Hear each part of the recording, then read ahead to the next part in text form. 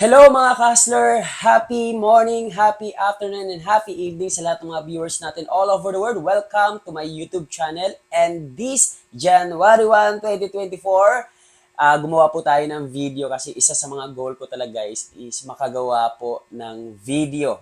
First day of 2024, which is January 1 po ngayon. And right now, syempre gumawa ko ng video para sa iyo, sa lahat ng mga viewers natin all over the world. And again, thank you so much sa lahat ng mga subscriber natin and lahat ng mga viewers natin na tumatangkilik natin video. And congratulations and Happy New Year sa lahat ng mga nag-celebrate ng kanilang New Year. And right now, syempre ngayon po ay 2024, first day of 2024. Alam ko nakapag-set ka na ng goal or may target ka na, may plano ka na sa 2024, nung 2023 pa lang, talagang ready ka na, handa ka na, alam mo na yung mga gagawin mo, alam mo na yung goal mo, alam mo na yung target mo. But right now, my topic is how to turn your dreams and goals into reality. So paano na siya maging makatotohanan? Paano mangyari yung mga pangarap mo o yung goal mo this year 2024? And syempre, hindi tayo papayag na hindi maging makatotohanan lahat ng mga sinet natin na goal, lahat ng mga targets natin, lahat ng dreams natin. So right now, number one, to turn your dreams or your goals into reality, number one, visualize. You need to visualize your dreams, your goals into reality. So kailangan nag-visualize ka, kailangan na-visualize mo, na isa sa larawan mo sa isipan mo, na i-imagine mo. And you know guys, very important na dapat ini-imagine mo talaga yung dreams mo. Ini-imagine mo yung mga goal mo sa buhay. Kasi the moment na ini-imagine mo yung dreams mo, yung goals mo, mas lalapit ka dun sa reality. Mas maging makatotohanan siya. And kapag lagi mo kasi siyang iniisip, lagi mo siyang ini-imagine, mas maa-attract mo ng todo. Mas mapapalapit sa'yo. So, meron tayo tinatawag na ano tawag dyan, confirmation bias. Na, for example, halimbawa, meron kang gusto na isang bagay, tapos lagi mo siyang iniisip, lagi mo siyang ini-imagine, nagpapakita siya sa'yo. Like, for example, ako, before, nung isa sa mga pangarap ko kasi magkaroon ng Toyota Hilux pickup car. And sa Facebook ko, sa cellphone ko, ang laging naka-profile picture or nasa wallpaper ay yung Toyota Hilux.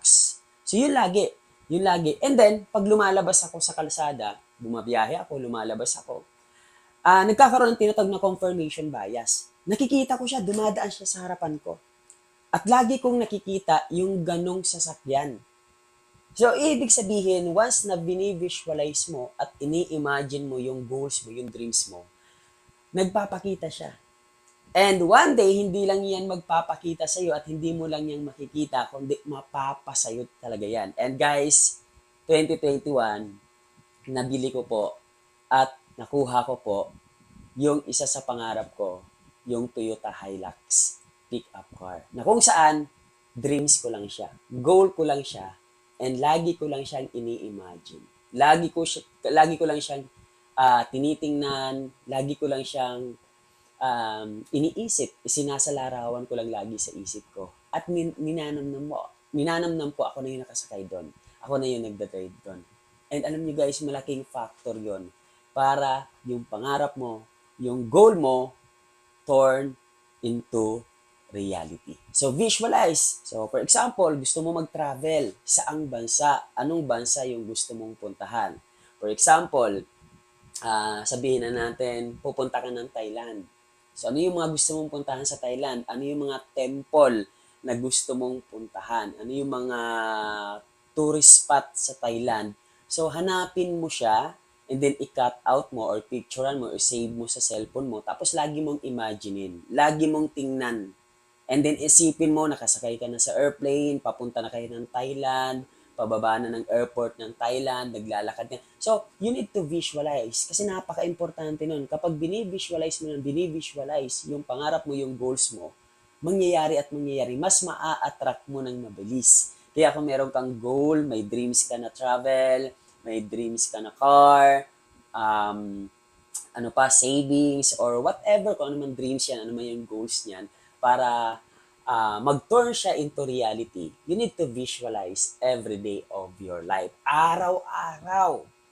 Okay, practice mo araw-araw. I-visualize mo, i-imagine mo. So, paano ba mag-visualize? For me, guys, this visualization, pwede ka pumunta sa isang lugar or kahit dyan sa bahay mo, nakapikit ka lang, tapos ang iniisip mo, ang ini-imagine mo is yung goal mo, yung pangarap mo. Tapos, feel mo dapat siya. Nararamdaman mo siya. Parang, for example, parang ganito. Ah, yung mangga. Tama? So, kumuha ko ng mangga, tapos binabalatan ko siya. Grabe, sobrang asim ng mangga. Tapos sinawsaw ko sa alamang. Sinawsaw ko sa toyo. Sinawsaw ko sa asin. Tapos kinagat ko. Ayan. So, ano yung nararamdaman mo? Di ba, nangangasim ka? Tama? So, ibig sabihin, nafe-feel mo siya. Nararamdaman mo siya. So, ganun din yung gawin mo sa pangarap mo. Mas mabilis mong makuha yan, mas mabilis mong ma-attract, mas mabilis mag-turn into reality yung mga pangarap mo, yung mga goals mo sa buhay. Kaya, ka-hustler, ano man yung na-set mo na goal, ano man yung na-create mo na dreams this year 2024, i-visualize mo, imaginein mo, at dapat feel mo na nasa iyo na. So, how to turn your dreams or goals into reality? Number one, visualize, imagine, and feel it. And then number two, take action. Siyempre, hindi nagtatapos doon, siyempre. Tama yun na imaginein mo, tama yun na i-visualize mo, tama yun nararamdaman mo, pero hindi nagtatapos doon. Meron kang kailangang action. May mga gagawin ka. May trabaho kang gagawin. Kailangan mo magsipag, kailangan mo mag-hard work, kailangan mo doble trabaho ka, double hustle ka. So, kailangan may action ka na gagawin papunta dun sa goals mo, papunta dun sa pangarap mo. Siyempre, for example, gusto mo mag-travel. Siyempre, dapat may action ka na ginagawa. Magkano ba yung amount? Magkano ba yung pamasahe? Magkano ba yung gagastusin pag pumunta ako ng Thailand, pag pumunta ako ng Singapore? And then kapag nakuha mo na yung amount, yun yung i-workout mo. Tatrabahuin mo yung amount na yon para ma-hit mo. And then ano ba yung mga kailangan? Passport, basta alamin mo. And then kapag nalaman mo na, yun yung i-workout mo every day of your life. Kailangan trabahuin mo siya. O, mag-iisip ka ngayon kung ano yung mga action, mga target na gagawin mo para ma-hit mo yung amount, matarget mo yung amount, makuha mo yung amount. So, kailangan may action ka na gagawin. Magsisipag ka ngayon. So, this year, 2024, lahat ng goals mo, lahat ng target mo, lahat ng plano mo, lahat ng pangarap mo, i-work out mo siya. Tama? Tatrabahuin natin. So, meron 12 months na ibibigay uli sa atin, bagong araw, bagong chance, na kung saan, i-work out mo yung dreams mo. I-work out mo yung pangarap mo. Kasi tandaan mo, walang ibang gagawa niyan. Walang ibang magte-take ng action. Walang ibang tatrabaho niyan, kundi ikaw talaga. Ikaw yung gustong pumunta doon eh. Ikaw yung gusto mag-achieve niyan. And dapat, ikaw din ang may responsible na trumabaho niyan. Bigyan tayo ng example. Gusto mong lumaki yung katawan mo. Gusto mong magkaroon ng abs. Gusto mong maging sexy. Gusto mong maging macho. Di ba? Sinong gagalaw? Hindi yung nanay mo, hindi yung tatay mo, hindi yung kapitbahay, hindi yung gym instructor, kundi ikaw talaga. It's gonna be your responsibility.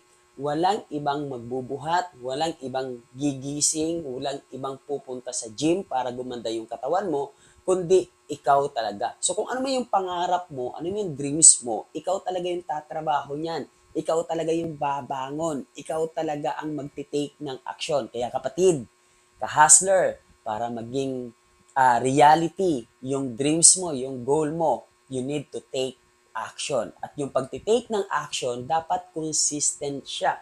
Okay, ano man na i-experience mo, ano man yung pinagdadaanan mo right now, consistent mo lang siyang gawin. And one day, lahat ng gusto mo, makukuha mo, matutupad mo because you take action. And last, hindi lamang yon, kundi you need to believe it. Believe. So, kailangan naniniwala ka. Kasi ang hirap nun na meron kang sinet na goal, May pangarap ka, may dreams ka, pero duda ka. Mangyayari kaya to sa akin? Parang hindi ko kaya. Kaya ko kaya? Makukuha ko kaya? So meron kang doubt. Kaya hindi siya magiging turn into reality dahil meron kang doubt sa utak mo. Meron kang pag-aalinlangan. And you know guys, napaka-importante po ng belief. Okay? Napaka-importante na dapat naniniwala ka doon sa sinet mo na goal na makukuha mo siya. Whatever it takes, whatever happen, makukuha mo siya at kukunin mo siya. So iba yung nahahatid na courage kapag meron kang believe. Okay? Meron kang belief sa pangarap mo, sa goals mo. Once na sinabi mo magiging millionaires club ka, once na sinabi mo magkakaroon ka ng car, once na sinabi mo makakapag-travel ka, paniwalaan mo. Okay? Believe in your dreams na makukuha mo yan. Believe to your goals na maa-achieve mo yan. And through that, guys, your dreams and your goals turn into reality. So again, number one, visualize. Number two, take action. And number three, you need to believe. So mga ka-hustler, maraming salamat and I hope meron ka na naman natutunan sa ating pong video this day. And thank you so much sa lahat ng mga viewers natin. Don't forget to subscribe my YouTube channel and syempre pwede nyo din po i-share ang ating video. Bye-bye!